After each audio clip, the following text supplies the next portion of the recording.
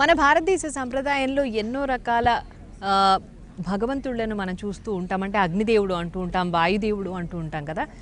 అయితే ముఖ్యంగా ఆదియోగిని చూసినప్పుడల్లా శివుడు మాత్రమే గుర్తొస్తూ ఉంటాడు. ఎందుకు అలా అంటారు? ఎందుకు శివుడికి ఆదియోగికి పోలిక ఉంది అంటారు? This is something people should look at it carefully. India is a godless land. There has never been an idea of the god somewhere. We have known the technologies of god making. Yes. We only call them devas. We call them murti. Murti means a form. Murti did not mean a god. We created a form which is capable of functioning in a way that would enhance our life. Or in other words, it is a certain tool to enhance our life. When I say a tool, right now, why have you come with a camera?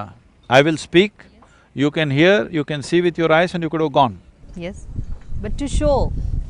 That's why it's a tool, isn't it? You could have gone there and spoken about it. I saw all this, Sadhguru spoke all this, but then, by the time you went to Hyderabad and spoke about what I spoke, it would not be my talk. So many things would happen. So now you came with a camera. Now this is a tool. What you cannot do, camera is doing, isn't it? Yes. What I cannot do, microphone is doing, isn't it so? Yes. So similarly, we came up with many tools. All these tools are only extensions of what we can already do, but in a extended way. Because we can see, there is a microscope, telescope, because we can hear, there is a telephone, there's a microphone. Like this, we invented many things. Similarly, we came up with subjective tools, which we called as murtis. Okay. These are subjective tools. We created a certain form, energized it in a certain way, and we gave a certain access code to it, which you're calling as mantra or a certain process. If you access it, then suddenly you are able to do things that other people are not able to do. See, if I ask you to as much as unscrew a screw in this furniture with your hands, all your nails will go, screw will not come. But if I give you a little screwdriver, you will do it. That's the power of a tool. Yes. As human beings, we are who we are on this planet only because of our ability to use tools. So in this country, in this culture, we came up with subjective tools. If I say this, today unfortunately, in most people's minds in this country, it's become like this. If something has to be science, it has to come from the West. If it happens in India, it can't be science. So let's take a Western example. You have heard of Ramanujam? Yes. Ramanujam poured out mathematics. 100 years ago or over 100 years ago, what he wrote, even now they're figuring it out. Exactly.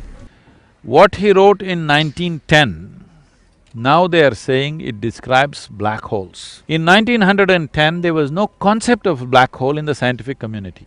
At that time, he gave a mathematical description of black hole. When people asked him, how do you do this, where does it come from? He said, my Devi, his words were this, she bleeds mathematics. Yeah. So for him, his Devi was the window. Similarly, we've created many tools. Like we've created Bhairavi Devi, she is a window to open certain things. She will give you access to dimensions in a way that you yourself can never do by yourself. Like this, we created many murtis. But Adiyogi is not in that sense. This is an inspiration for you to make use of an already existing technology for well-being. Okay. That is, you use this form as an inspiration, and there's a Yogeshwar Linga which is a tool. That you use this so that well-being is not dependent on what happens in your life. Because what situations that we may face in our lives are not always determined by us, but what happens within ourselves must be determined by us. What the world throws at us is not our choice. What we make out of it is 100% our choice. ఇప్పుడు అంటే ఆదియోగి ప్రతిష్టాపన జరిగింది ఇక్కడ. Tool కాదు, ఇది inspirational అంటున్నారు కదా. ఎందుకు మరి 112 అడుగుల ఎత్తు ఉన్న విగ్రహమే ఎందుకు? That is because he gave 112 ways, 112 methods through which you can achieve immediate and ultimate well-being. So to honor him, 112 feet. Okay. So it's the largest face on the planet today. Exactly అవును